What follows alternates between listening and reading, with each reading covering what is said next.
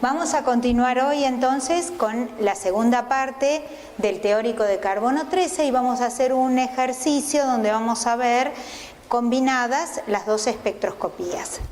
Habíamos dicho nosotros, y lo tenían de alguna manera en la transparencia anterior, las generalidades que correspondían a resonancia magnética nuclear de carbono 13, y no, creo que no vale la pena que nos pongamos ahora a repetir todas estas características, las estuvimos charlando bien la clase que viene, pero fundamentalmente lo que sí hay que tener en cuenta es que el fenómeno solo se manifiesta en presencia de un campo magnético intenso y que esos núcleos capaces de acoplarse a ese campo magnético tienen que tener un número de spin nuclear distinto de 0. ¿Sí? Habíamos hablado también respecto a la abundancia natural del carbono 13 y habíamos dicho, nos vamos a encontrar con un problema llegado el momento de realizar los espectros. ¿Por qué? Porque la constante giromagnética del carbono 13, ¿se acuerdan que habíamos dicho que era 4 veces más pequeña que la del protón? Con lo cual es 4 veces menos sensible al proceso, al campo magnético. Y como si eso fuera poco, la abundancia natural del carbono 13 es del 1%, con lo cual vamos a necesitar mucha muestra y los tiempos de adquisición de los espectros van a ser largos, y esto nos va a traer como consecuencia que si el equipo no tiene un campo homogéneo durante todo el experimento, que yo voy a ir sumando un espectro, otro y otro, ¿sí? ¿Para qué? Para aumentar la relación señal-ruido, que la señal aumente porque cae siempre en la misma frecuencia y que el ruido, que es aleatorio, se vaya restando. Ahora, ¿qué pasa? Habíamos dicho nosotros que vamos a tener que tener un anclaje del equipo en algún núcleo. ¿Cuál usábamos? ¿Se acuerdan? ¿Qué núcleo usábamos para decir, bueno, mantengo anclada la señal en la de ese núcleo, y si se comienza a mover esa señal, yo ya sé que la señal que yo voy a leer de carbono, supónganse, tiene que ser 100, 100, 100, empieza 99, 98, 102, se comienza a ensanchar y se comienza a perder la nitidez o la resolución que tiene que tener el espectro.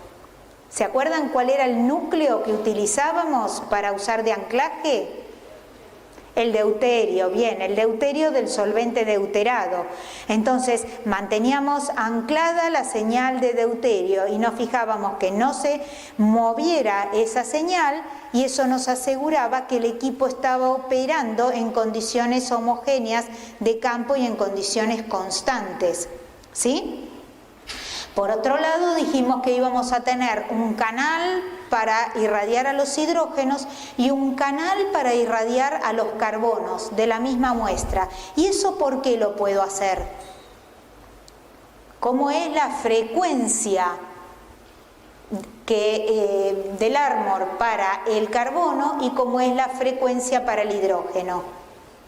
¿Son iguales? ¿Son distintas? Son diferentes. Entonces esto a mí me permite irradiar a los hidrógenos y que los carbonos no se enteren de lo que está ocurriendo, o me permite irradiar los carbonos y que los hidrógenos no se enteren de lo que está ocurriendo. ¿Estamos de acuerdo? Y después habíamos visto que el espectro que nosotros hacíamos de rutina es el espectro de carbono desacoplado. ¿Desacoplado de quién? ¿De otro carbono 13? No, ¿por qué? De otro carbono 13 no. Bien, bien, porque es poco probable que haya en una molécula con la abundancia isotópica que tiene el carbono 13, que haya un carbono 13 al lado de otro carbono 13, a menos que yo haya hecho una síntesis enriquecida en carbono 13. ¿Estamos de acuerdo? Entonces, pero sí lo que yo tenía que hacer era tener en cuenta que los átomos de hidrógeno que están unidos a cada carbono también funcionan como imanes y se van a acoplar al carbono. Entonces, el carbono en su proceso ¿de qué? De resonancia, o sea, de excitación, de inversión de la Boltzmann, ¿sí? Y vuelta, emisión de alguna manera, y vamos a ver bien, de relajación. ¿Se acuerdan que habíamos dicho que había una relajación, que era una cesión de energía hacia qué? Hacia la red, hacia todo lo que está a su alrededor, que sea magnéticamente activo y que sea capaz de tomar esa energía de transferencia de esa polarización, y que había otra transferencia de polarización que hacia dónde era. ¿Era a través de qué? No era a través de la red, que es la más importante, era a través de las uniones. ¿Se acuerdan? En las uniones tenemos electrones y esos electrones también están funcionando como imancitos. ¿Va? Entonces, teníamos que tener en cuenta muchas cosas, pero para hacer un espectro desacoplado, que es el de rutina, ¿qué hacía yo? Por un lado, mantenía irradiados a los hidrógenos. Los hidrógenos son absolutamente, inmensamente sensibles al fenómeno, con lo cual, cuando yo los irradio, comienzan a entrar en resonancia.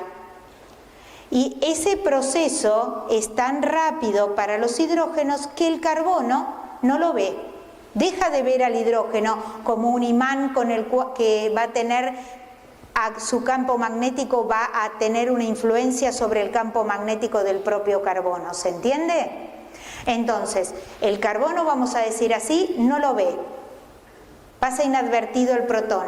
Los protones que están en principio directamente unidos. Después vamos a ver que a larga distancia el efecto aún se mantiene a través de los enlaces. Entonces, lo primero que hago es irradiar todos los protones a la frecuencia, supónganse 100 MHz, que es la frecuencia de resonancia del protón en un determinado campo magnético. Y luego voy a irradiar al carbono. El carbono, más perezoso, entrará en ese fenómeno de resonancia. Y entonces así es como yo lo voy a poder medir, y voy a ver una línea por cada carbono química y magnéticamente diferente en la molécula. ¿Hasta ahí estamos de acuerdo? Habíamos visto dos ejemplos en donde realmente el carbono nos daba idea de lo que era la estructura o el esqueleto de la molécula. ¿Y qué habíamos empezado a mirar? Dijimos que de los espectros de protones podemos sacar el delta, el desplazamiento químico, la multiplicidad, es decir, cuántos hidrógenos vecinos hay, y la integración de cada tipo de hidrógenos, cuántos tengo. Ahora bien, con respecto al carbono, ¿qué habíamos dicho? Delta químico, ya lo habíamos visto, podemos determinarlo, y de acuerdo al entorno químico que tenga, el delta va a ser diferente. La multiplicidad solamente en los acoplados, y la constante que veo es carbono-hidrógeno. Y en la integración teníamos que tener mucho cuidado. ¿Por qué? Porque yo les había dicho que no integrábamos habitualmente en carbono. Porque la intensidad de la señal no dependía del número de carbonos presentes, que si fueran iguales, ¿sí? O que tuvieran el mismo desplazamiento químico, sino que dependía de ¿qué cosa? Del tiempo de relajación de ese carbono.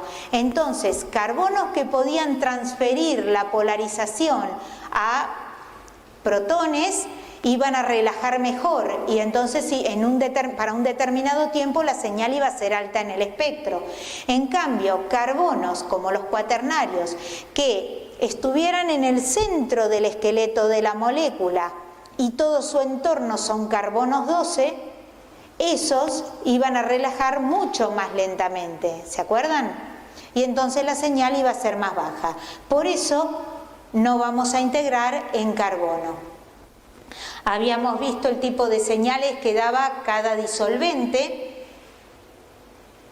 y habíamos empezado a ver qué pasaba, de qué factores dependía el delta o el desplazamiento químico de los carbonos, y habíamos nombrado la hibridación como uno de los más importantes, diciendo que los carbonos sp3 habitualmente aparecen por debajo de 90 ppm, los carbonos sp2 por arriba de 100 y entre 70 y 100 los carbonos sp, y que íbamos a tener algunas excepciones, y habíamos visto el caso de la 2-butilamina, donde todos los carbonos sp3 aparecen de 60 hacia abajo. Tenemos acá el tetrametilsilano, ¿sí? Y como ejemplo, digamos, de excepción, teníamos el carbono anomérico de este ribopiranósido, que aparece por arriba de 100. Y también habíamos hablado en este caso que por encima de 50 aparecen todos los carbonos y eso de la molécula, y eso tenía que ver con que todos están unidos a oxígeno, un átomo muy electronegativo o más electronegativo que el carbono. Y creo que habíamos llegado hasta este ejemplo, donde veíamos en el primer ejemplo una zona de carbonos sp3 que correspondían al ciclo exilo sustituido, y toda una zona de carbonos sp2 que corresponden al grupo arilo. Y en el segundo ejemplo habíamos visto ¿qué cosa? En el caso del 2-penteno, los dos carbonos por arriba de 100 que corresponden a los carbonos 2 y 3, que son carbonos sp2, y en el caso de la zona alifática, el resto de los carbonos que son los sp3. Y creo que habíamos llegado hasta ahí en la clase pasada. Ahora bien, fíjense en este otro ejemplo. Acá también nos encontramos con que en la molécula de 2-butanona hay un carbono sp2. Pero ese carbono sp2, fíjense cuál podría ser de la molécula. ¿Cuál es? El que ven más desprotegido. Fíjense que está por encima de 200 ppm. ¿Y eso por qué les parece a ustedes que ocurre? ¿Por qué está tan desprotegido? Dijimos, carbonos sp2 por encima de 100. Pero miren dónde aparece este. ¿Por qué les parece que aparece tan alto? Porque está unido a través del doble enlace a un oxígeno. Otra vez, un átomo más electronegativo, y tanto por efecto inductivo a través del enlace sigma atractor de electrones y por efecto mesomérico, ¿sí?, o de resonancia, atrae electrones dejando con densidad de carga positiva al carbono 2. Por lo tanto, ese carbono va a aparecer muy desprotegido, y por eso es un carbono sp2, aparece no solo a más de 100, sino que aparece alrededor de 200. Entonces, ¿dónde esperarían ustedes los carbonos correspondientes a grupos aldehídos y cetonas? Todos alrededor de 200, ¿sí? 190 a 210, 220, dependiendo de cuáles sean el resto de los efectos a los cuales está sometida, electrónicos a los cuales está sometida la molécula, se los van a encontrar en esa zona, ¿sí? Fíjense. Ahora bien, todo el resto de los carbonos, los otros 3 carbonos que son sp3, ¿en qué zona están? ¿Lo ven? Todos en zona de carbonos sp3. Entonces, lo primero que ustedes hacen cuando reciben un espectro es ver en qué zona están las señales, cuántas señales tengo. ¿Está? El hecho de que aparezca esta señal acá me está hablando de que hay un carbonilo seguro. ¿Cuál es el solvente en el que se hizo el espectro? ¿Cuál es? Está cerca de 80 la señal y tiene 3 líneas. Cloroformo deuterado es el solvente. Ahora, yo les pregunto a ustedes, ¿por qué creen que está en casi 10 el carbono 4 y en 35-36 el carbono 3. ¿A qué se debe esa diferencia? A cuánto más cerca o más lejos está cada uno de los carbonos del grupo carbonilo. ¿Está bien?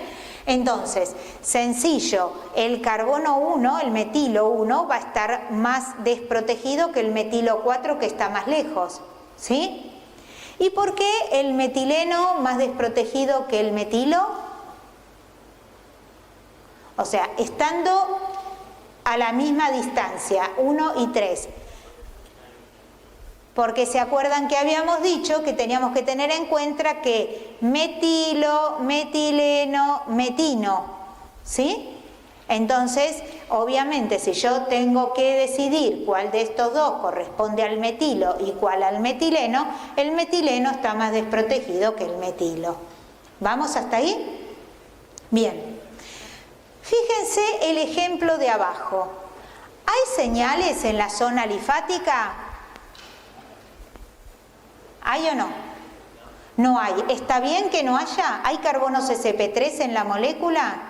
No. Bien, entonces toda la zona alifática la veo limpia. ¿De qué solvente estaremos hablando ahí? A ver, un solvente, fíjense que tengo solvente acá, señal de solvente acá y señal de solvente acá. Y esta señal del solvente ya les está diciendo de qué compuesto se trata, fíjense. Es exactamente, es acetona perdeuterada, ¿sí? Entonces, el carbono carbonílico del solvente de la acetona aparece acá, y esto es lo que corresponde al metilo, que acuérdense que como está los 3 protones reemplazados por 3 deuterios, aparece como un heptuplete. ¿Se acuerdan que lo habíamos visto en la clase pasada? Bien, todas las señales están en la zona de carbonos sp2. Muy bien. Ahora, fíjense qué característico que es. Acá tengo carbonilo y aparece arriba de 200.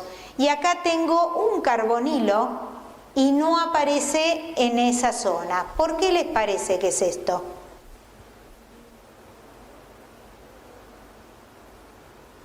A ver,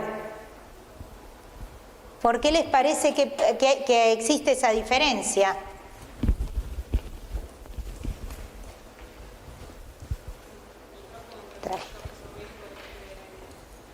A ver, sí.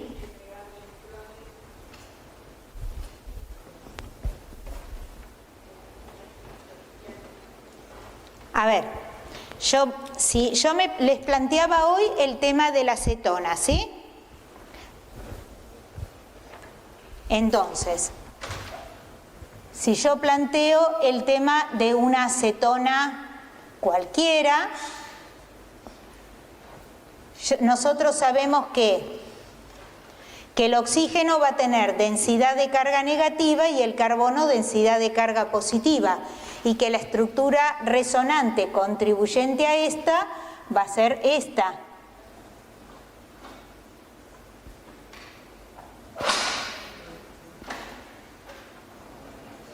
¿Estamos de acuerdo? ¿Sí? Ahora bien, yo sé que por efecto inductivo atrae electrones a través de la unión sigma, y a través de la unión pi, por efecto resonante, deja el carbono entonces con densidad de carga positiva. Y este carbono aparece aproximadamente a 200 ppm. ¿Qué pasa cuando estamos hablando de una amida? Que sería lo mismo si habláramos de cualquier otro grupo, como fue, en este caso podría ser un ácido, un éster, un anhídrido, ¿sí? No solamente en el caso de la amida. Nosotros sabemos y podemos decir que el oxígeno acá también tiene densidad de carga negativa y que atrae electrones por efecto inductivo y mesomérico. ¿Estamos de acuerdo? Pero ¿qué pasa? ¿La densidad del carbono queda tan positiva como esta? No, ¿por qué? Porque hay otro heteroátomo que es capaz de ceder electrones para estabilizar al grupo funcional, ¿sí? Entonces nos vamos a encontrar con que la estructura contribuyente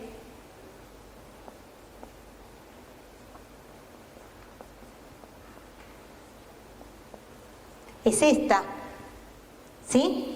En este caso, la densidad de carga positiva no se localiza sobre el átomo de carbono, sino que queda localizada sobre el átomo ¿de qué? De nitrógeno.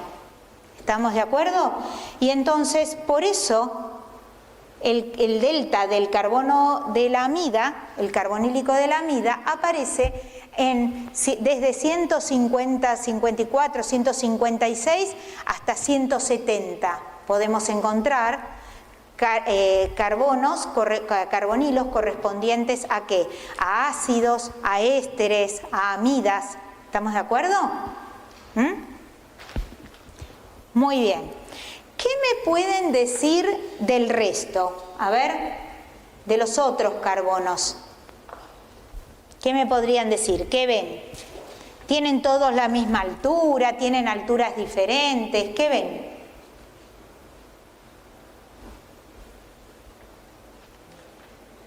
Hay uno que es muy bajito. Hay uno que es muy bajito. ¿Por qué será tan bajito? Porque es claro, es el que no tiene ningún hidrógeno unido, ¿sí? El carbono 1, fíjense, no tiene a quién transferirle la polarización y ese entonces relaja poco y lo veo bajito. Y después veo una señal y veo dos señales bastante más altas.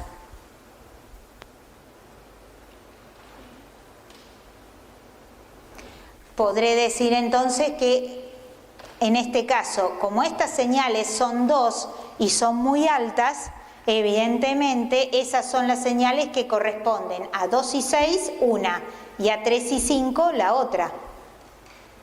¿Bien?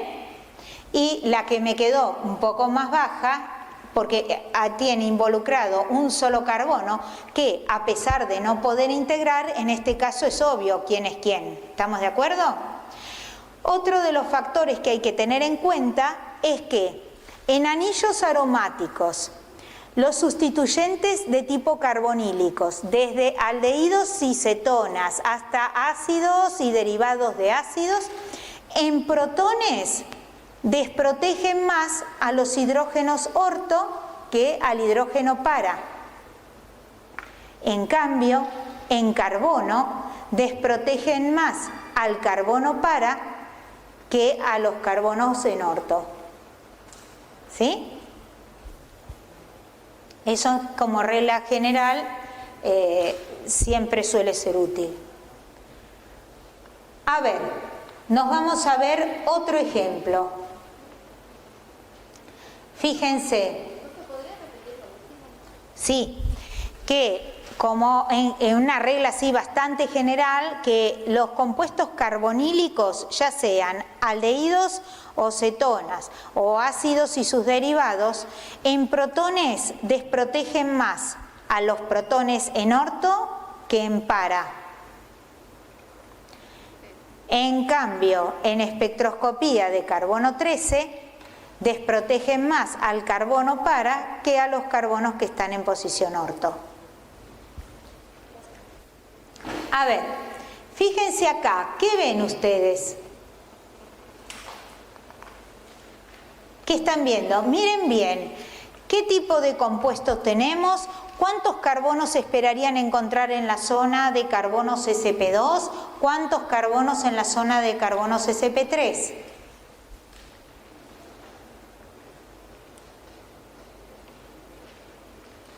¿Y qué están viendo acá?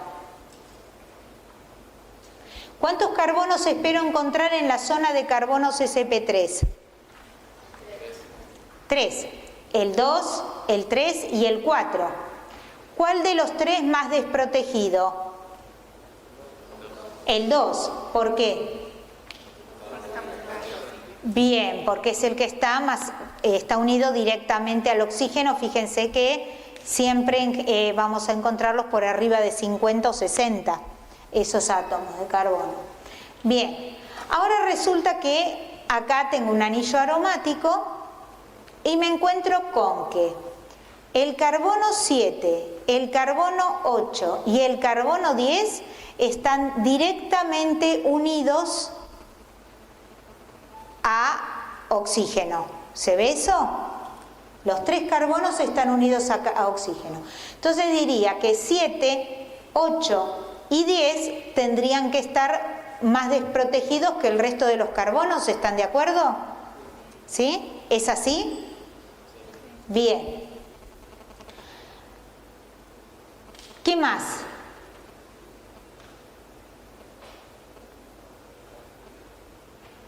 ¿Qué más pueden ver? Obviamente 6, 5 y 9 van a estar más protegidos. Son carbonos sp2, pero no están directamente unidos a oxígeno. Ahora, ¿por qué 9 está tan protegido que aparece por debajo de 100?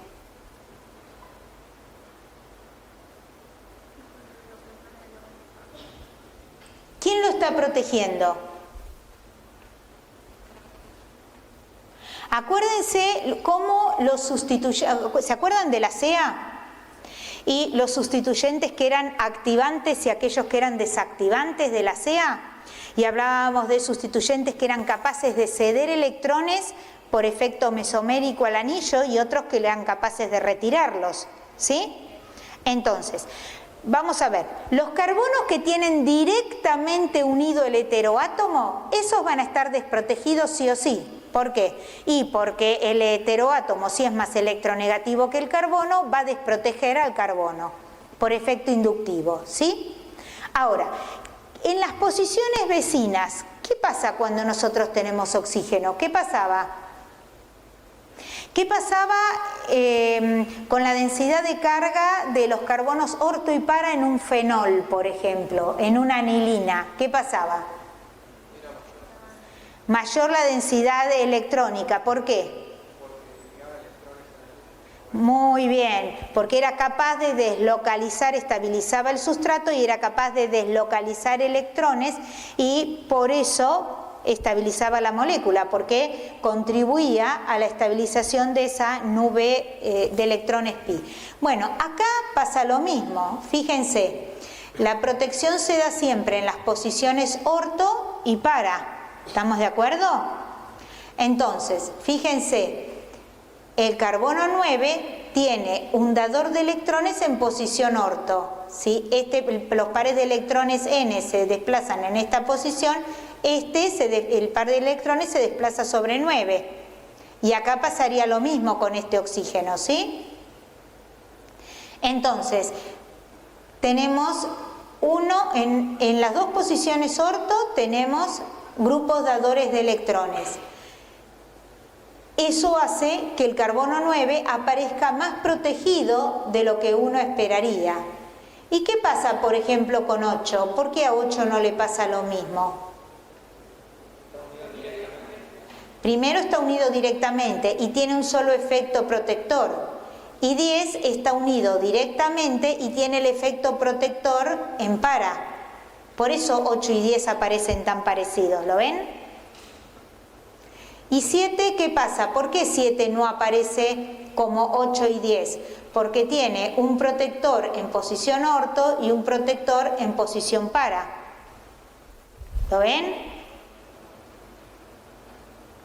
¿Sí o no? 8 y 10. 8 está protegido por el hidroxilo de 7. 10 está protegido también por el hidroxilo de 7 porque deslocaliza carga negativa en posiciones orto y para. Entonces 8 y 10 aparecen semejantes. El 7 está protegido por el hidroxilo de 8 y por el 1 que está en para. ¿Lo ven? tiene 2 efectos protectores, los otros tienen solo un efecto protector. ¿Estamos de acuerdo? ¿Por qué aparecen así?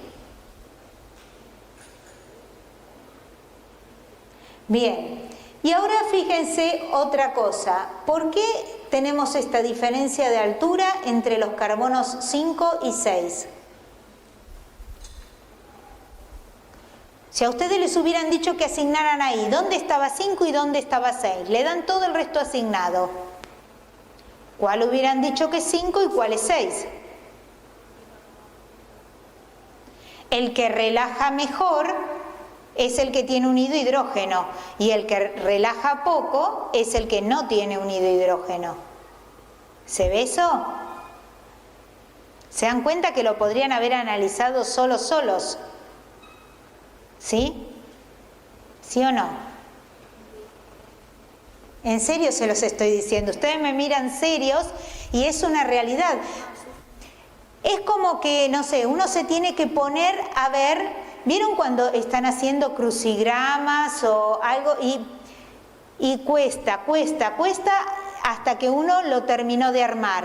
Entonces, uno no puede forzar a la molécula a que dé lo que a uno le parece. Lo que tenemos que intentar hacer es justificar lo que nos está dando. Pero si lo van haciendo con cuidado, y aparte tampoco vieron que no me puse en una punta o en la otra, o digo, ahora voy a ir de derecha a izquierda y los voy a analizar a todos uno por uno y ya me tiene que salir. Uno empieza a buscar carbonos que le sean característicos, ¿sí? Entonces, primero voy asignando de los que están en el espectro los que son más característicos, con los que sé que no me voy a equivocar. Y después empiezo a analizar los efectos inductivos y mesoméricos que pueden estar ocurriendo en esa molécula para tratar de ir definiendo los distintos paquetitos, ¿sí? Entonces yo podría decir, por ejemplo, vamos mal con esto, podría decir que acá tengo un paquetito, este está suelto, acá tengo otro paquete, este está suelto, acá tengo otro paquete, este quedó suelto. ¿Estamos de acuerdo? Entonces, voy buscando los característicos y después me fijo donde tengo una aglomeración de carbonos a ver cómo hago para diferenciar entre esos. ¿Va? Ahora, ¿con qué nos encontramos acá? En el otro caso. ¿Cuántos carbonos ven ustedes en el espectro? 3 carbonos. Bien. ¿Cuántos sp3 tenemos? 1, ¿está bien? Ese lo reconocen fácilmente. Y ahora resulta que tenemos otros 2 carbonos que están entre 70 y 100, acá particularmente entre 69 y 81 ppm, y que corresponden a los carbonos sp del triple enlace. ¿Estamos de acuerdo? Obviamente la señal más alta corresponde al carbono 1, porque tiene un hidrógeno unido. Si yo acá hubiera hecho un carbono acoplado, a ver, acá está desacoplado y durante todo el tiempo estoy irradiando los protones para que los carbonos no lo vean, ¿sí? No los vean. Ahora, supónganse que yo dejo de irradiar los protones y los carbonos los empiezan a ver. ¿Con qué multiplicidad aparecería esta señal? Como un cuatriplete, muy bien, porque es un metilo, tiene unidos 3 hidrógenos, 3 más 1, 4, aparece como cuatriplete. ¿Con qué multiplicidad aparece esta señal? Como un doblete. ¿Y este? Como un singlete. Muy bien.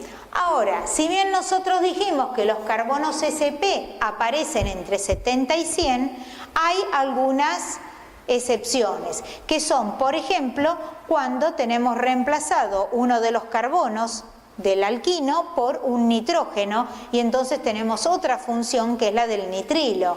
En el caso del nitrilo, fíjense ustedes, en el caso del acetonitrilo, la señal del carbono 1 aparece por encima de 110. ¿Sí? ¿Es lógico que ocurra eso? ¿Es lógico o no? Sí, ¿por qué?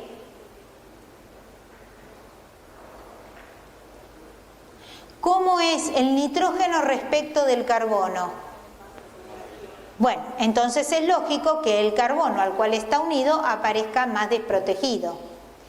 ¿Y este qué solvente es? Cerca de 80, que da 3 líneas, cloroformo deuterado. Fíjense otro caso más llamativo donde no tengo reemplazado en el carbono SP un carbono por nitrógeno, sino en el caso de un aleno que también tiene hibridación SP. ¿Se acuerdan? Dobles enlaces acumulados. Ese era el caso de los alenos. Miren dónde aparece el carbono 2, por arriba de 200. Ese también es un carbono SP y sin embargo aparece muy diferente de lo que habíamos dicho. En general, los carbonos SP se encuentran entre 70 y 100 ppm. Ahora, ¿qué me pueden decir del resto del espectro? A ver. Este es el SP, este es SP2 y este es SP2, 1 y 3. ¿Dónde esperan que estén 1 y 3? Si son SP2. Por arriba de 100. ¿Y dónde los encuentran? El carbono SP3, miren dónde está. Perdón, el carbono 3, miren dónde está.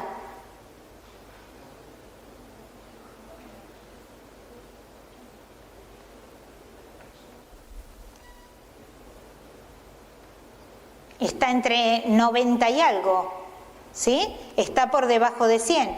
Y miren peor dónde está el 1.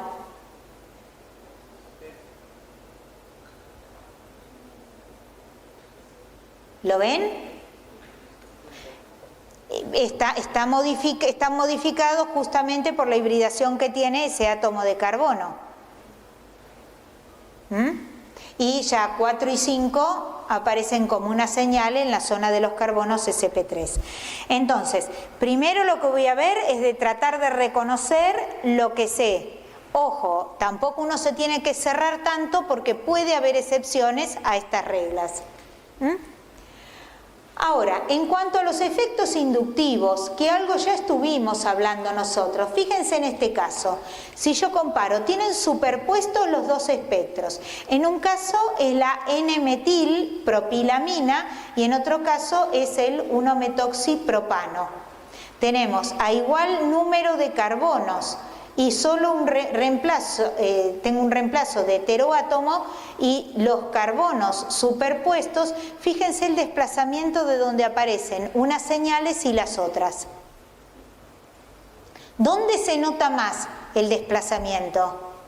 ¿En los carbonos que están cerca del heteroátomo o los que están lejos? En los que están cerca, porque fíjense que 2 y 3 en una molécula o en la otra aparecen bastante similar en delta. En cambio, 1 y 4, miren dónde aparecen 1 y 4 para el caso de la amina y dónde aparecen 1 y 4 en el caso del éter. ¿Por qué pasa eso? Porque el oxígeno es más electronegativo que el nitrógeno. Entonces, por efecto inductivo, desprotege más a los carbonos que tiene directamente unidos. ¿Está bien? Ese efecto se va perdiendo con la distancia. Por eso, los que están alejados, como 2 y 3, aparecen a deltas semejantes en una molécula que en la otra.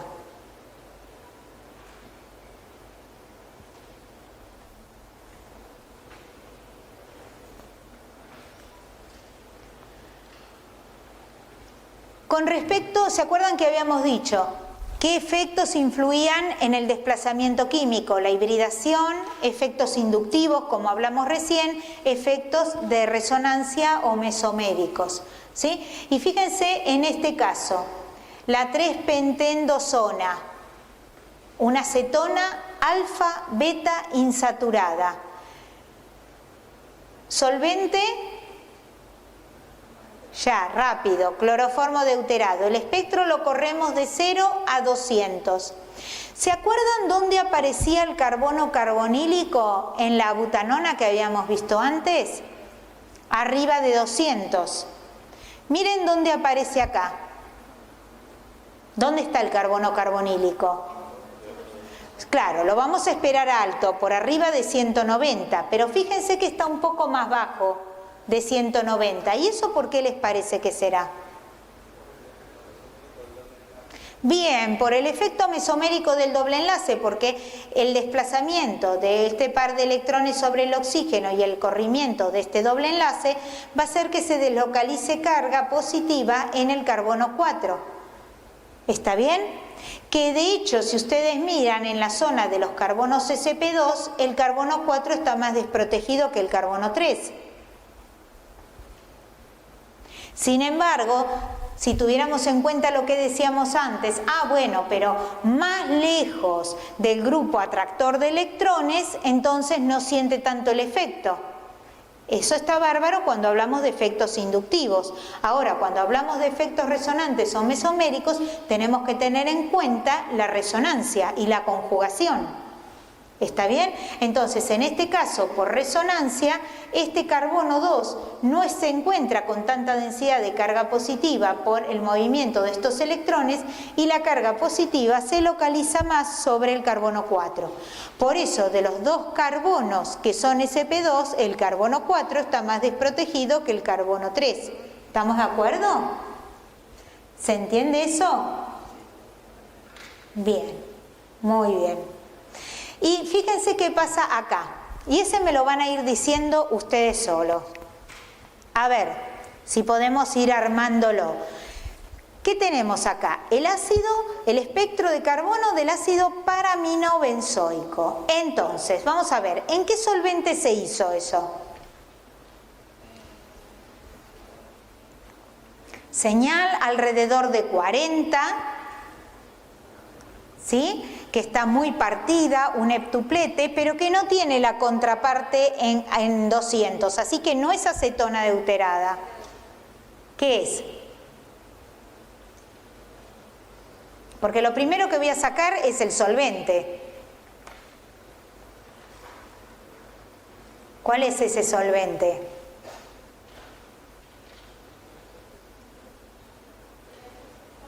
¿Se acuerdan? Es el dimetilsulfóxido deuterado, DMSO. ¿Va? Entonces, tenemos el dimetilsulfóxido deuterado. Esta señal del solvente no lo voy a mirar, esto es tetrametilsilano. ¿Tengo que tener alguna señal por debajo de 100 en la zona de carbonos sp3? Nada, todo de 100 para arriba. Bien, ahora, ¿cuántos carbonos distintos tengo que tener? 1, 2, 3, 4, 5 señales. Tengo 1, 2, 3, 4, 5. Tengo tantas señales como carbonos química y magnéticamente diferentes existen en la molécula. Muy bien. Miro, de todas estas, ¿cuál será el carbono más desprotegido de todos? El carbono del ácido. Muy bien, ¿dónde espero que aparezca? Y dijimos, desde 150, 56 hasta 170 puede aparecer en cualquier lado. ¿Está bien? En este caso, ¿dónde aparece? En 170. ¿Lo ven? Acá está 150, 160, 170. En 170 tengo este carbonilo. ¿Por qué no está tan alto como 200? Y porque el par de electrones del oxidrilo se vuelca sobre esta unión, este par se vuelca sobre el oxígeno y el carbono no queda con esa densidad positiva tan importante como los compuestos carbonílicos. Entonces aparece más protegido en este caso. Bien, ¿qué más? Tengo dos señales bajitas y dos señales altas. Entonces, acá es obvio, las señales bajitas, ¿a quiénes van a corresponder? A este carbono y a este carbono. Y las señales altas a 2 y 6 y a 3 y 5. ¿Estamos de acuerdo? ¿Hasta ahí vamos bien? Ahora bien, ¿quién voy a decir que está más desprotegido? ¿1 o 4? ¿Por qué 4? Porque 1 está unido a carbono, por más que sea un carbono de ácido. Y 4 está unido directamente a un heteroátomo, que es el nitrógeno, que es más electronegativo que el carbono. A esos carbonos que uno habitualmente los llama ipso, porque es justo donde está de ipso facto, justo donde está unido el sustituyente, ¿sí? En ese caso, entonces, nosotros hablamos de que este va a estar más desprotegido que 1. Ahora, ¿esa sería la desprotección real que tendría? Supónganse si yo en esta molécula no tengo el carboxilo. 4, va a estar acá, va a estar por arriba de 150. ¿Por qué no?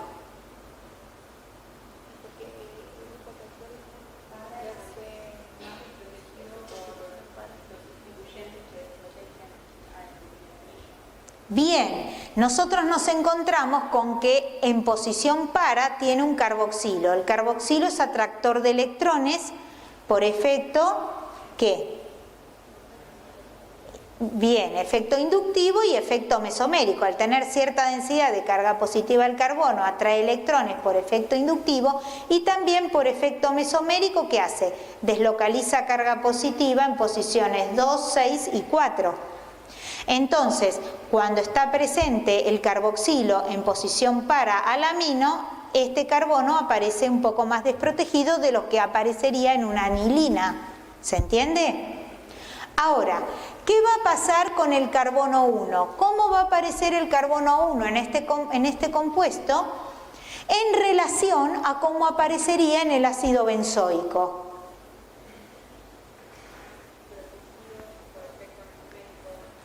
Bien, más protegido que como aparecería en el ácido benzoico, el carbono 1. ¿Por qué?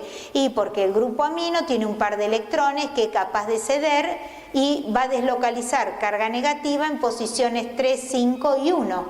Entonces, el carbono 1 va a aparecer más protegido en el ácido paraaminobenzoico que si estuviera en el ácido benzoico. ¿Estamos de acuerdo? Entonces, probablemente esas dos señales estarían más juntas si no tuvieran la influencia del otro grupo. ¿Se entiende? Muy bien. Y ahora yo les pregunto a ustedes, ¿por qué acá está asignado 2 y 6 al carbono alto, más desprotegido, y 3 y 5 a los más protegidos? ¿Por qué no están asignados al revés? Porque esto ustedes solos lo podían hacer. Si yo les daba este espectro, me podían decir solos tranquilamente qué línea correspondía a 2 y 6 y qué línea correspondía a 3 y 5. ¿Qué hubieran tenido en cuenta nada más?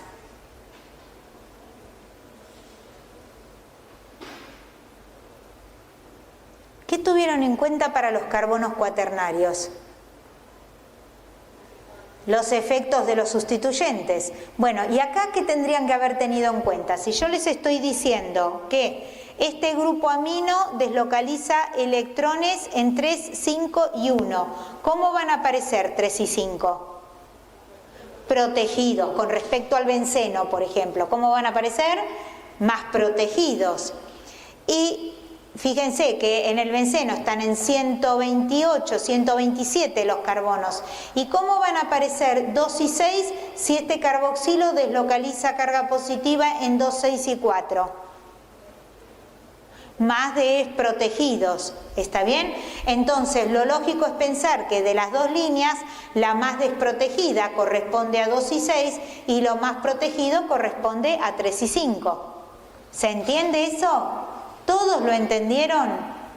¿Sí?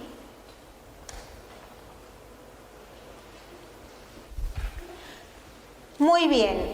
Habíamos dicho que en carbono son importantes a veces las consideraciones estéricas. Y a veces hasta más que en protones. Si bien no vamos a entrar en mucho detalle, pero por ejemplo, en este caso, cuando nosotros hablamos, fíjense, tenemos un ciclo exilo donde tenemos un sustituyente terbutilo que siempre está en ecuatorial. ¿Por qué? Porque acuérdense que es fijador de conformación y que en axial no puede estar porque la tensión estérica sería demasiado alta.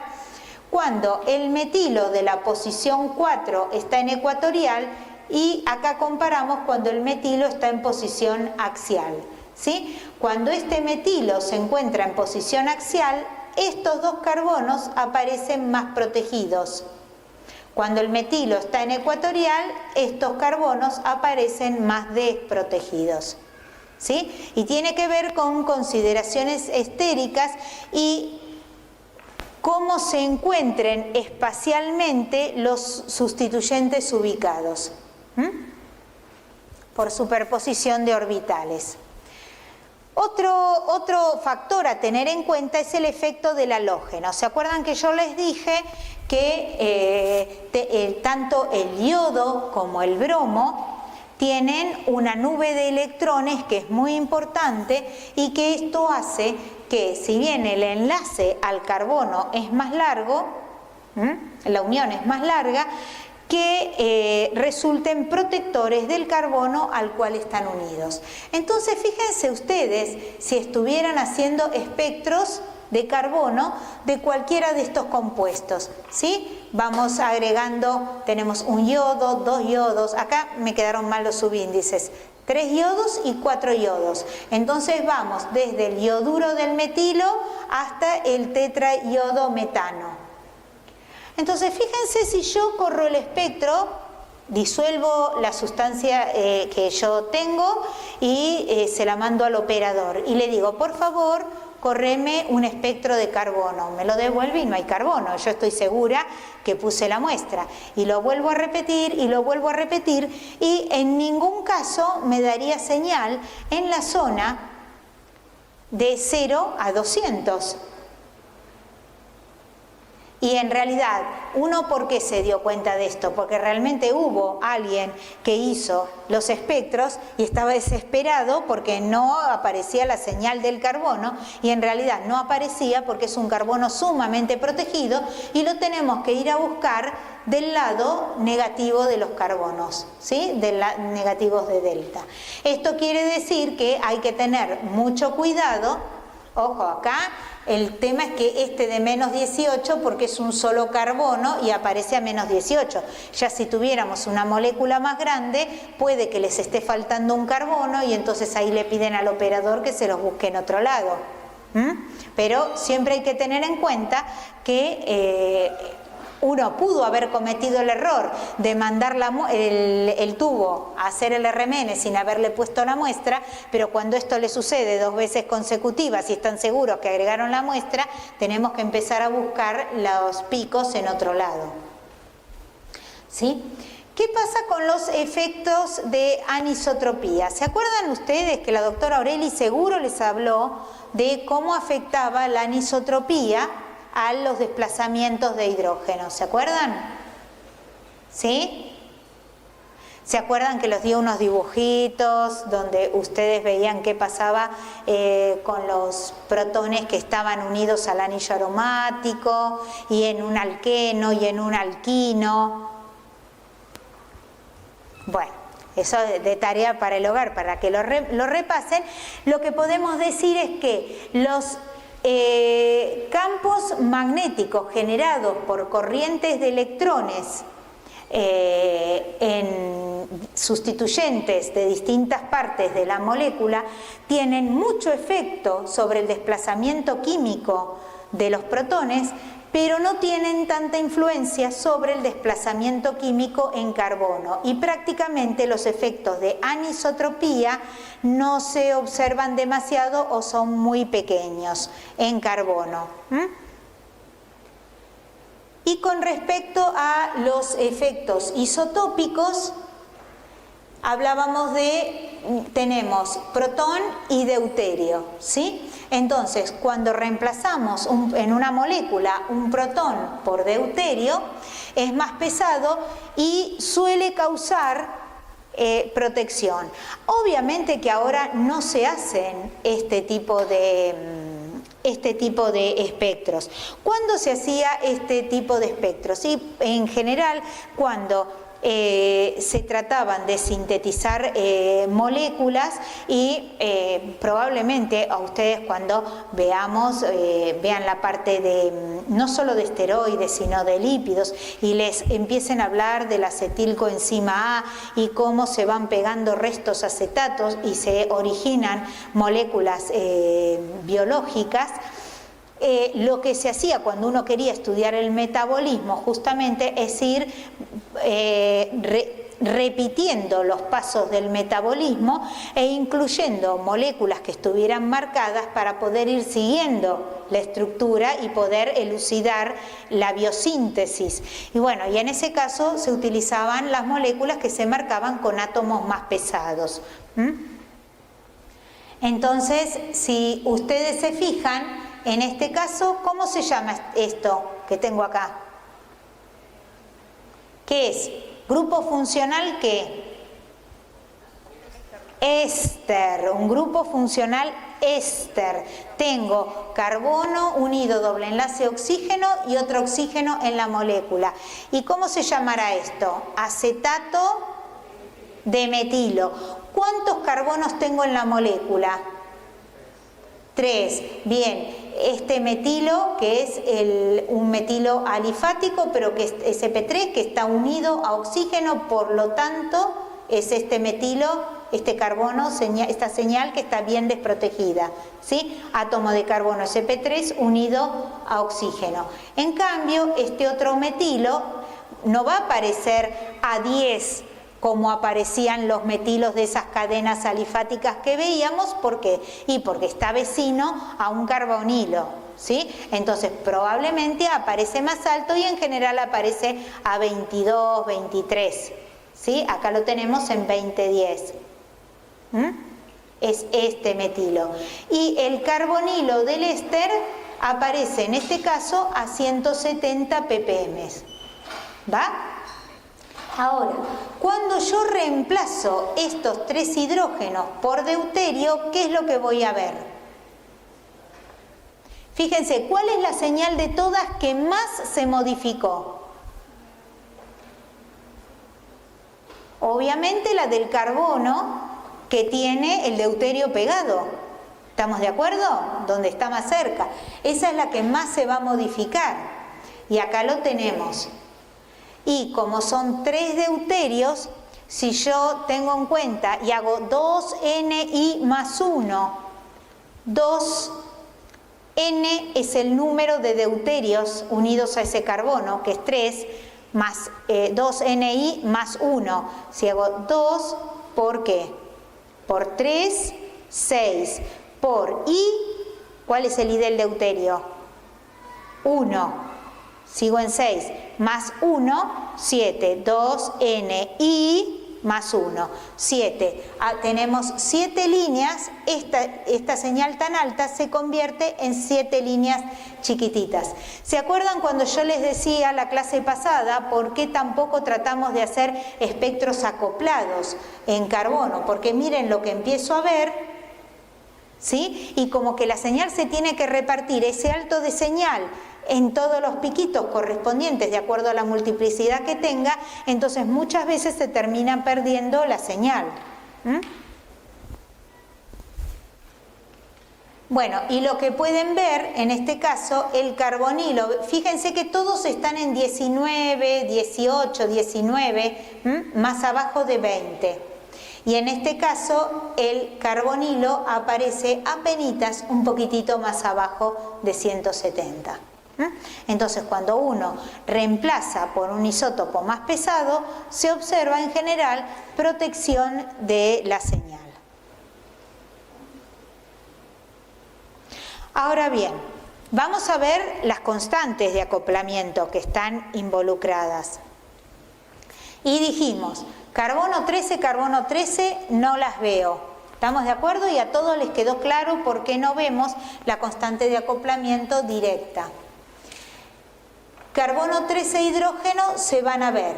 ¿Y cómo van a ser esos valores de constantes de acoplamiento? ¿Ustedes se acuerdan las constantes de acoplamiento protón-protón que estuvieron viendo en los teóricos pasados y habrán visto en los seminarios? ¿De qué valores alrededor de qué valores andábamos? Habían visto constantes de acoplamiento trans de entre 13 y 15, constantes de acoplamientos de hidrógeno geminales, ¿qué más? Constantes de acoplamiento de hidrógenos vecinales que estaban entre 7, 8, 6, después acoplamientos a larga distancia también habían visto. Bueno, en el caso de las constantes de acoplamiento carbono-hidrógeno, hay como una regla en donde uno podría situarse y decir que las constantes de acoplamiento para carbonos son el carácter S por 5. Entonces, en un carbono sp3, el carácter S tengo 25 partes de S y 75 partes de P. Entonces, 25 por 5, 125. En el sp2, 33% de S y en el sp, 50% de S y 50 de P. Y tenemos que entonces, para carbonos sp3, las constantes de acoplamiento andan alrededor de los 125, 130 Hz, para los carbonos sp2 alrededor de los 165 Hz y para los carbonos sp, como el alquino que habíamos visto hoy, vieron que yo les pregunté cómo aparecería este carbono, las constantes de acoplamiento son del orden de los 250 Hz. O sea que las constantes de acoplamiento son grandes. Por eso, si tengo carbonos o varios carbonos y que están cerca, si yo hago un acoplado, lo único que veo es un pastizal. ¿Estamos de acuerdo? Porque las constantes de acoplamiento son grandes. Fíjense en este ejemplo donde tenemos representado el espectro desacoplado de la 2-metilpropilamina. Fíjense que en este caso tienen un cachito de espectro que de ninguna manera acá hicimos de 0 a 200. Por eso lo ven así todas las señales separaditas. Si no, no las verían tan separadas. Entonces, en este caso, ¿cuántas calidades de hidrógeno diferentes tengo? 1, 2 y 3 calidades de hidrógeno, por lo tanto tengo 3 señales en el espectro. El carbono más desprotegido, ¿cuál es? El portador del grupo amino, ¿sí? Que es este. Este carbono corresponde a esta señal. Y luego tengo los 2 metilos, que van a ser los más protegidos, y la señal aparece alta, pero fíjense que no es el doble de alta que esta. ¿Lo ven? Por eso no se puede integrar en carbono, no es el doble de alto. Y este carbono 2, que es este carbono, que es este carbono, el metino. ¿Va? Ahora, ¿cómo veo esto yo en un carbono acoplado? ¿Qué hice? Acá mantuve a los hidrógenos permanentemente irradiados, permanentemente enloquecidos. Están los hidrógenos, dan vuelta, vuelta, vuelta y el carbono no los puede ver. En el segundo espectro no irradio los protones y entonces, ¿cómo lo va a ver el carbono? Y lo va a ver paralelo al campo, antiparalelo al campo. Y eso es lo que hace que la señal de la frecuencia se divida. ¿Está? Entonces, este que tiene 3 hidrógenos unidos lo voy a ver como un cuatriplete. Y fíjense que la línea central de ese multiplete va a estar, de este carbono, va a estar en el centro de este multiplete. ¿Está bien? ¿Está bien que aparezca ahí? Y este que tiene el carbono 2, que tiene un solo hidrógeno unido, aparece como un doblete. ¿Y este cómo aparece? Como un triplete, ¿sí? Porque tiene dos átomos de hidrógeno unidos, aparece como un triplete. ¿Lo ven? Ahora, si yo este espectro lo hubiera hecho con un equipo de un campo mayor, probablemente hubiera podido ver constantes de acoplamiento a distancia. ¿Qué significa constantes de acoplamiento a distancia? No solo para este carbono ve a estos dos hidrógenos, sino que también ve a este hidrógeno de la posición vecina. Y probablemente estas líneas, así que están separadas del cuatriplete, cada una de ellas estaría como dobleteada. ¿Está bien? Entonces, de acuerdo a la sensibilidad del equipo con el que yo trabajo, si yo, por ejemplo, estoy trabajando en un 80 MHz, voy a ver la constante grande. Ahora, si estoy trabajando en un 600 MHz, probablemente también veo la constante chiquitita. ¿Estamos de acuerdo? Bien. Ahora, vamos a ver todo esto que estuvimos viendo aplicado a un ejercicio. Les prometo que después de esto los dejo descansar. Lo vamos a ver aplicado a un ejercicio. Y a mí me dicen que tengo un compuesto A con una fórmula molecular, carbono 9, hidrógeno 8, oxígeno, que presenta los espectros que se muestran a continuación y les están pidiendo que den una estructura probable. Entonces, con esa fórmula molecular, ¿qué es lo primero que ustedes hacen? Calculan el número de insaturaciones. ¿Cuántas insaturaciones va a tener ese compuesto? 6 insaturaciones. Bien, 6 insaturaciones. Así que fíjense ustedes que tengo tan pocos hidrógenos y comparado con los carbonos que tengo, que ya me empiezo a dar una idea cuando veo una situación así, que tengo un compuesto muy insaturado. Me dicen que este es el espectro de protones. Entonces, tendría que mirar cuántas señales tengo en ese espectro de protones. ¿Cuántas señales ven? 1, 2, 3, 4, 5 y 6 señales.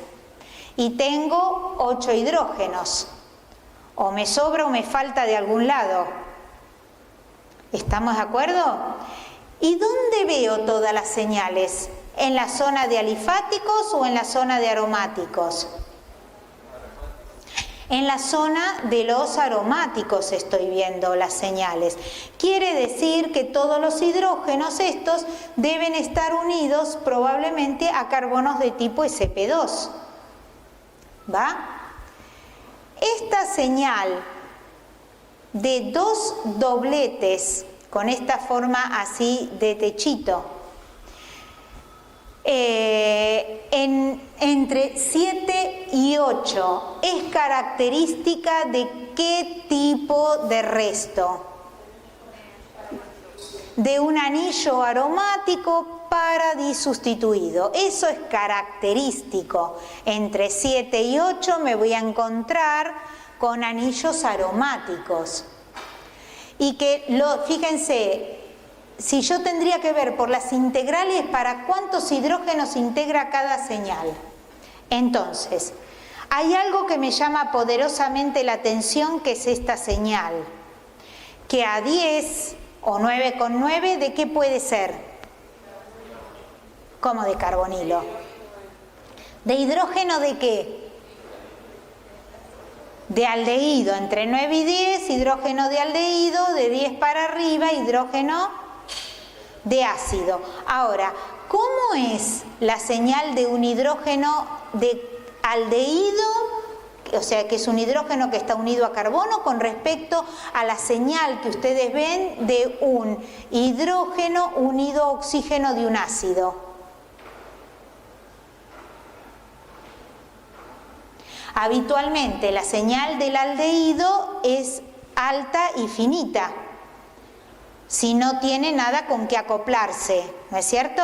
Ahora, si tiene metilenos vecinos o algún hidrógeno vecino, se va a partir, porque es un hidrógeno unido a carbono, no es un hidrógeno unido a heteroátomo en el aldehído. Eso lo tienen todos claro, ¿no? ¿Sí? Como es un hidrógeno unido a carbono, si en el carbono vecino hay hidrógenos, va a aparecer partido, pero si no aparece partido, ¿qué quiere decir? Que en el carbono vecino, ¿qué hay? Cero hidrógeno. ¿Estamos de acuerdo? Esta señal alta, si esto entonces es una señal de aldehído, esta altura es 1, ¿va? Esta altura de integral es 1. Entonces, esta altura de integral, ¿cuánto es? 2. ¿Y esta? 2. ¿Y esta? Tengo que medir desde acá hasta acá arriba. 1. Bien. Y ahora tengo que medir. Lo que pasa es que acá va tomando cada una de los piquitos. Entonces, de acá tengo que medir desde acá hasta acá arriba. ¿Cuánto es? 1, y de acá hasta acá arriba, 1. Entonces tengo 1, 2, 2, 1, 1, 1. ¿Tengo 8 hidrógenos? ¿Sí o no? Sí, tengo 8 hidrógenos. Bien. Pienso que esto puede ser el de la señal de un grupo formilo del aldehído, y como tengo oxígeno y tengo tantas insaturaciones, no sería ilógico. Bien, esto que es un anillo para disustituido. Y ahora tengo acá un tema que tendría que resolver. Entonces, vamos a ir anotando lo que ya tenemos.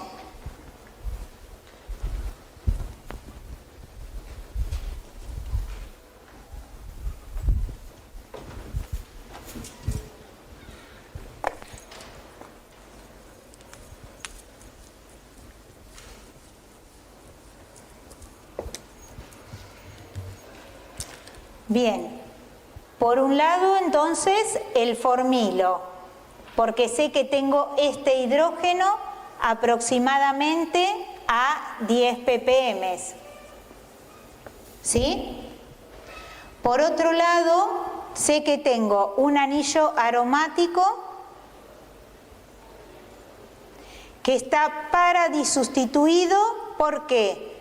Porque este hidrógeno y este hidrógeno dan un doblete, y este hidrógeno y este hidrógeno aparecen como otro doblete. Vamos a decir A', B y B', ¿sí? Cada uno como un doblete. Y aparecen con un delta bastante diferente. Fíjense, uno está por debajo de 7,5 y el otro está casi en 8. ¿A qué puede deberse? Unos, vamos a poner cualquier ejemplo, este está, por ejemplo, delta 7,8. ¿Puede ser ahí? ¿Más o menos? ¿Sí? 7,8. Y el otro debe estar en 7,4, 7,3.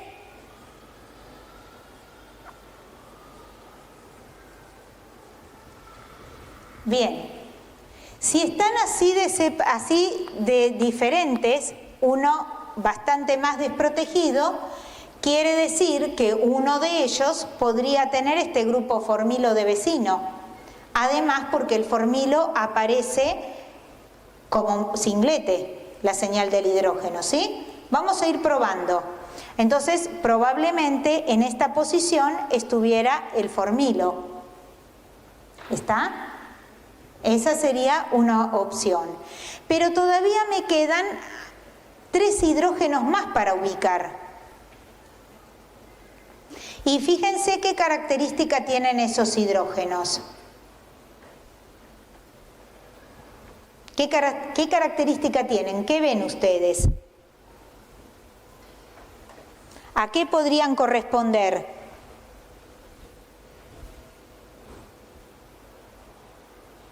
¿Qué hay en esos deltas? Fíjense, 5,3, 5,7, 6,4. ¿Qué hay? ¿Qué tipo de hidrógenos son? ¿Hidrógenos unidos a qué? A ver, ¿cuántas insaturaciones completé acá con esto? Tengo 3 en el anillo más el cierre de anillo, 4. El carbonilo, 5. Y me falta una insaturación más. Un doble enlace. Y los hidrógenos unidos a carbonos sp2 aparecen en ese delta. ¿Está bien? Entonces, podría tener, además de esto,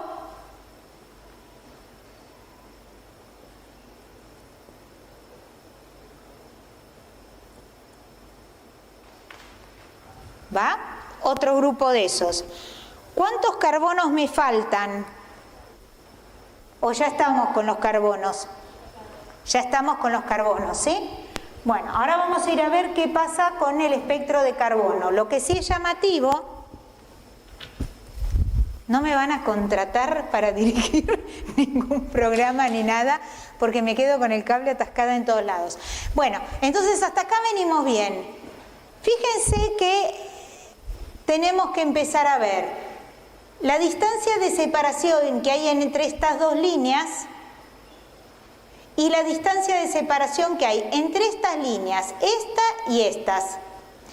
Y ya ahí nos empieza a resultar complicado el espectro. ¿Por qué nos resulta complicado? Y porque fíjense, acá estamos hablando de una J a 1, 2, 3 enlaces entre esos dos hidrógenos, ¿sí? ¿Lo ven? Tenemos una J a 3 enlaces, este y este. Es una J orto y andará alrededor de 7,5 Hz, que sería la distancia entre una línea y la otra. Ahora, si yo mido esta distancia y miro esta distancia es mayor y esta es bastante más grande.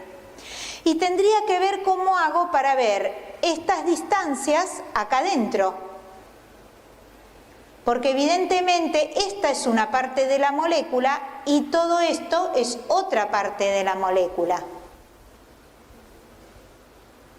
Ahora, ¿cómo puede ser que si yo ya tengo el formilo, tengo el anillo aromático y pienso que tengo este grupo, cómo tienen que ser estos 3 protones para que aparezcan 3 señales diferentes en el espectro?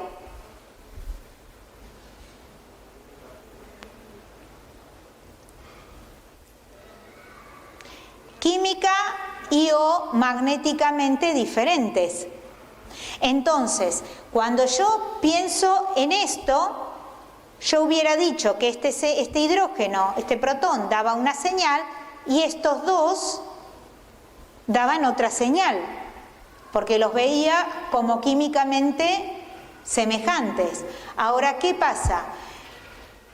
Uno de ellos, si acá yo tengo el grupo arilo, uno de ellos va a estar en cis con respecto al arilo y el otro va a estar en trans con respecto al arilo. Entonces van a ser ¿cómo?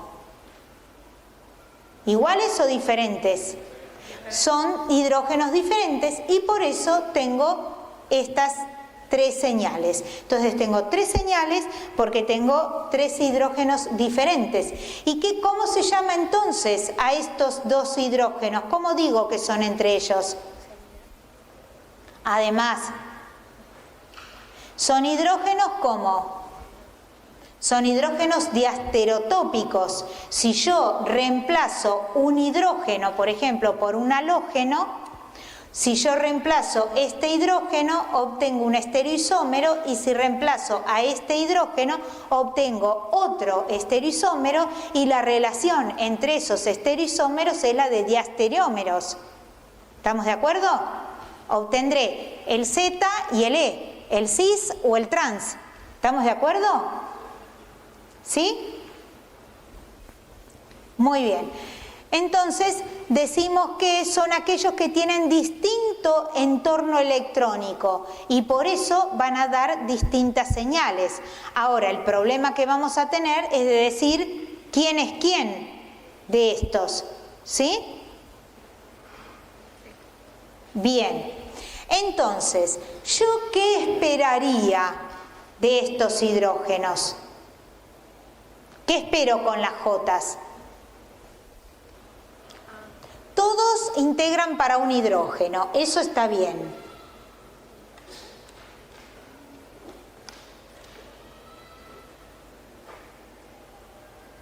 ¿Qué más? ¿Qué más?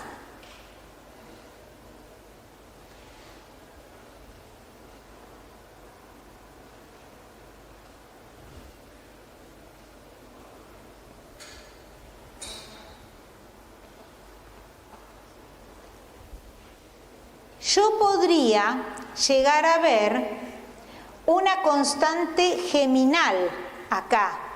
Este hidrógeno que se parta por este porque es magnéticamente diferente. Y este que se parta por este que es magnéticamente diferente. Pero esas constantes son muy chiquititas y esto es una ayudita. Esa constante de acoplamiento no se ve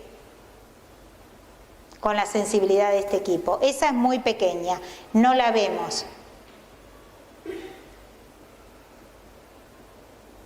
Entonces, voy a ver a este hidrógeno, a este protón, que se parte con este, vea este, ¿sí? Con una constante de acoplamiento cis, los dos del mismo lado de la molécula, los dos del mismo lado del doble enlace. Voy a ver a este protón que se parte con este con una constante trans que siempre es más grande que la cis. ¿Está bien? Y voy a ver la señal de este protón que se parte con este en cis y con este en trans. ¿Cuál de todos es el más partido? La señal que corresponde al protón más partido. A ver, dije, este hidrógeno va a estar partido por este. Este hidrógeno va a estar partido por este. Y este hidrógeno va a estar partido por este y por este. La señal más partida, ¿a quién corresponde? A este, ¿estamos de acuerdo? Entonces, yo en esta señal voy a tener que encontrar esta constante y esta constante.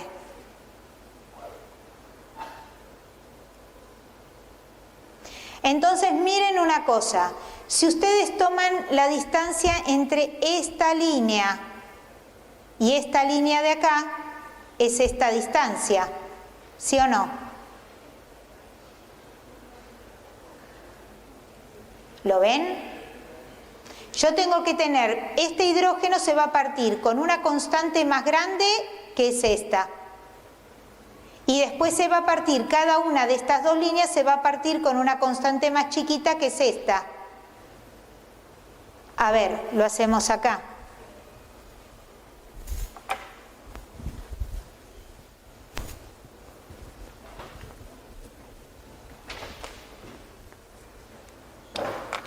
Si la línea de frecuencia es una, ¿sí? Y se parte con una J más grande que es con la trans.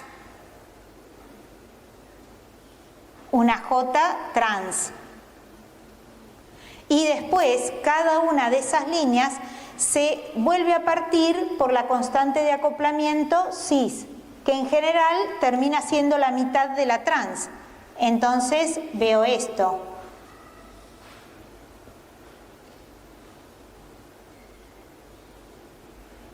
Estos tendrían que ser iguales, ¿eh?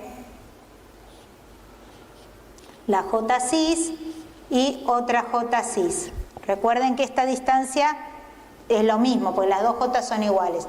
Entonces, en definitiva, yo termino viendo esta señal. ¿Qué es esa señal? ¿Cómo se va a llamar? La primera, ¿en qué cuánto los dividió la J grande? En 2. Entonces este sería un doblete, que además vuelve a estar dividido en 2. Entonces esta señal es doble doblete. Es un delta químico asociado a dos constantes de acoplamiento diferentes. ¿Estamos de acuerdo? ¿Sí?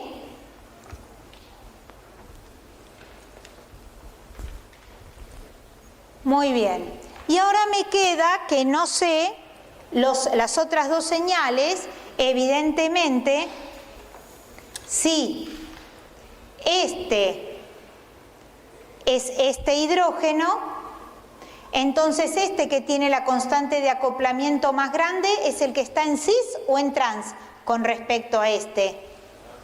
En trans. Y este es el que debiera estar en cis. ¿Vamos? Bueno, ahora vamos a seguir entonces. Vamos a ver qué pasa con el carbono. El carbono está corrido ahí de 0, pero yo me comí un pedacito para poder separarles bien las señales. Solvente, cloroformo deuterado. ¿Cuántas señales ven en el espectro? 1, 2, 3, 4, 5, 6 y eso no sé. Ahí tenemos una mugre. ¿Sí? Bueno, ahora me fijo. Esta señal, que es la más fácil de ver, ¿a quién corresponde? Al carbonilo del aldehído, bien. Al formilo, bien. Y después resulta que tengo un par de señales que tendría que ubicar. Estas son más fáciles de ubicar. ¿Por qué?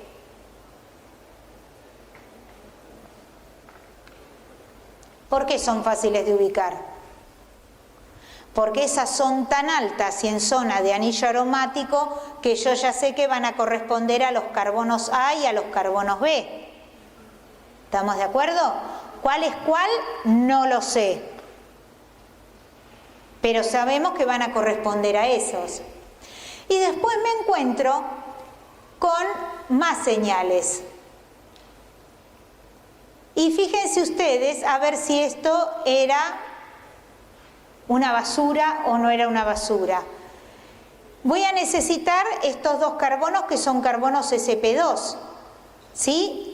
Y este carbono, donde va a estar unido uno de los sustituyentes, y este carbono cuaternario, donde va a estar unido el otro sustituyente, ¿sí o no? Entonces, ¿cuántos carbonos bajitos me faltan? Para acá y para acá. 2. Este y este.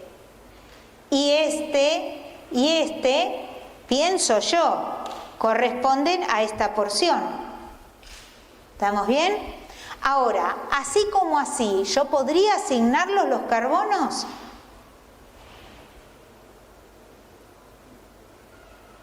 ¿Ustedes me podrían decir quién es quién de este carbono?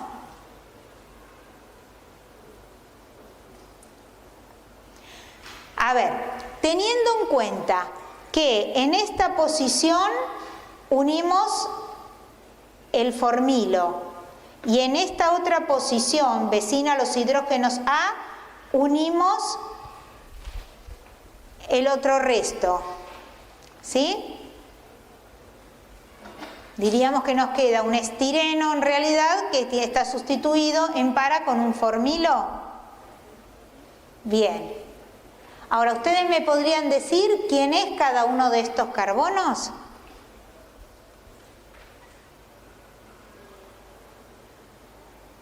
Si yo hiciera un espectro acoplado, podría decir este carbono sp2 aparece como un triplete y este carbono sp2 aparece como un doblete, ¿sí?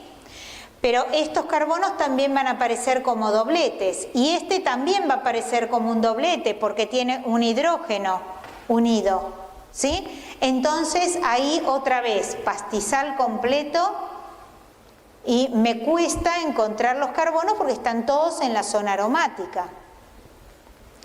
Entonces, para resolver estas situaciones, no solo, y esto ahora lo comentamos así rápido al pasar, no solo nos quedamos en los últimos años y en la década del 80 y del 90 con la espectroscopía de RMN, que tiene que ver con la monodimensional, es decir, protones y carbonos, sino que se avanzó más y teniendo en cuenta los tiempos de relajación y esto que yo hoy les decía, muy bien, yo estoy mirando carbono, pero tengo a los hidrógenos permanentemente irradiados, entonces el carbono excita, se desexcita y no dejo que termine de desexcitarse porque busco un tiempo de compromiso y vuelvo a darle otro pulso de radiofrecuencia y vuelvo a excitar. Entonces, si durante todo ese tiempo que yo estoy haciendo esto, en esos segundos tiempos que yo voy teniendo mirando carbono, comienzo a dejarle ver durante un tiempo lo que está pasando con hidrógeno, puedo correlacionar qué átomo de hidrógeno está unido a cada carbono porque empiezan a evolucionar de alguna manera juntos o relacionados. No tienen que saber esto. Y eso es lo que me permite saber este tipo de espectros. Este tipo de espectros que en realidad son tridimensionales, pero que se dibuja en forma bidimensional, donde tengo la escala de protones y la escala de los carbonos asociados, aparece una correlación donde me dice el hidrógeno que está en 10 está directamente unido al carbono que está en 190 y pico. ¿Está? Y me dice que fíjense, ¿se acuerdan que teníamos dos carbonos muy pegaditos y altos? Que yo le dije, estos carbonos que son tan altos deben ser los carbonos A y B. Fíjense que los hidrógenos que están 7,4 y 7,8 son estos dos, están unidos a los carbonos de 126, 127, ¿lo ven? Entonces, lo que hago es, entro por el hidrógeno y me voy a ver a qué carbono está unido. ¿Va? Entonces, este era el hidrógeno que estaba partido en 4, ¿se acuerdan este? Y ese es el que está en 136, 137. Está unido al carbono de 136, 137. Me encanta esto, entonces yo me entusiasmo y yo te los debo haber aturdido, pero empiezo a gritar. Entonces fíjense que ahora me voy a los dos que estaban entre 5 y 5,5 y están en dos carbonos que están muy cercanos. Entonces, en un próximo corte vemos que es el mismo espectro que antes, pero recortado. Entonces, que acá tengo los dos protones, fíjense que este está un cachito más alto, la señal la ven, con lo cual de los dos carbonos el hidrógeno que está en 7,4 está en el carbono más protegido y el que está en 7,8 de los dos que correspondían al anillo aromático está en el más desprotegido. ¿Lo ven eso? Bueno, y lo mismo sucede con el resto. Y no solo esto que me permite ver qué carbono está unido, porque yo lo voy limitando con la constante de acoplamiento y digo, bueno, muy bien, solo déjame ver constantes de acoplamiento de 120 en adelante. Y veo esto, si yo le digo que también pueda ver las chiquititas, las constantes de acoplamiento más chicas y a distancia, me encuentro con un espectro de correlación protón-carbono, pero a mayor distancia.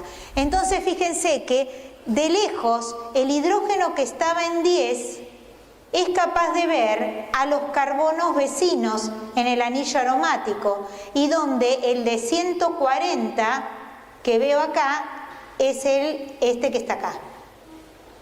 ¿Sí? ¿Por qué? Porque ve este carbono a la distancia y ve estos dos carbonos. ¿Lo ven? ¿Sí? Entonces, de esa manera, para esta molécula que es sencilla, encontrar estas correlaciones, el PowerPoint que ustedes tienen no tenía esta parte porque la doctora Aureli me pidió que se las incluyera, pero yo se las voy a hacer subir de nuevo al campus con esto. Y lo que quiero que traten de hacer es ver si pueden armar las correlaciones y darse cuenta bien y asignar bien cada carbono de la molécula. Si no lo pueden hacer, me avisan, y cuando tengamos la clase de consulta de carbono, lo vemos en esa clase. ¿Está? ¿Sí? Bueno, listo. Espero que les haya servido.